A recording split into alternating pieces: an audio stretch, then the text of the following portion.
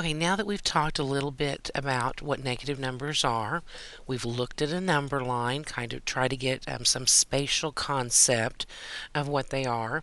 This now helps us to be able to understand a new concept, something else that we have in math that's called identities. Now, an identity is specific depending on what operation you're using and what type of thing you're using. There are identities for addition. An identity for addition, I should say. There's an identity for multiplication.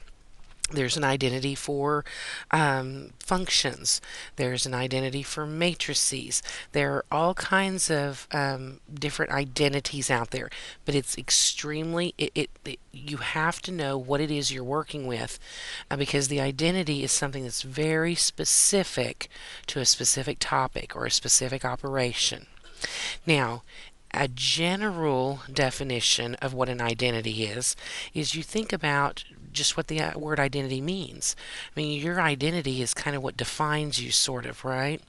And it doesn't matter whether you're wearing different clothes or in a different setting or, in a different structure or house or school or church or work or whatever. You are still the same person. Your identity doesn't change depending on who or what you're around.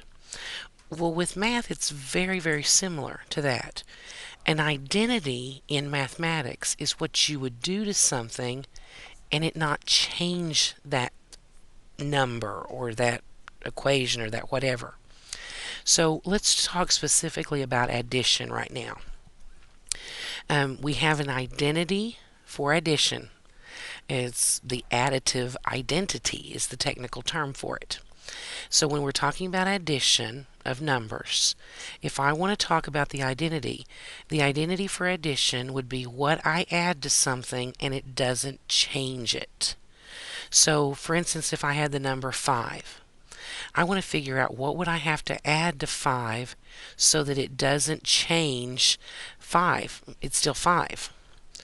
Well, that would be 0. So our identity for addition is the number 0. If you think about it, if I, just what I said a while ago, what do I have to add to 5 so that it doesn't change it? That would be 0. 5 plus 0 is 5. I could put in anything. 1.2 plus 0 would be 1.2. This is how we know that 0 is the additive identity. Now, learning about identities leads us to another topic, and that's called inverses. Now, inverses are what you do to get the identity. So for instance, if we're talking about addition again, keep that in mind, 5 plus some number would give us the identity of 0. Well, and if you think about this, if I had $5 in my pocket, what would have to happen in order for me to have $0 in my pocket? Somebody would have to take away that $5, wouldn't they?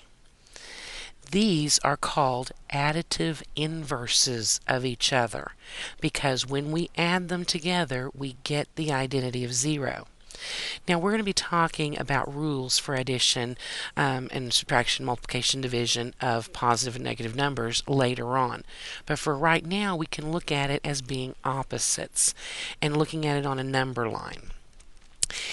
Let's say that I was over here at 5, just for my example a while ago.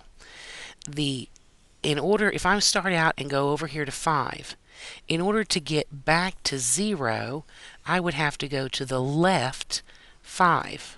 That's the opposite of going 5 units. We can think about additive identities that way also, simply because of the addition. So, given that, the additive inverse of 4 would have to be -4. It's the opposite of it. If I went 4 units to get to 4, the opposite of that to get back to 0 would be go left 4 units or to subtract 4. The additive identity of -6, think about this. If I go left 6 units, to get back to 0, I have to go in the positive direction 6 units.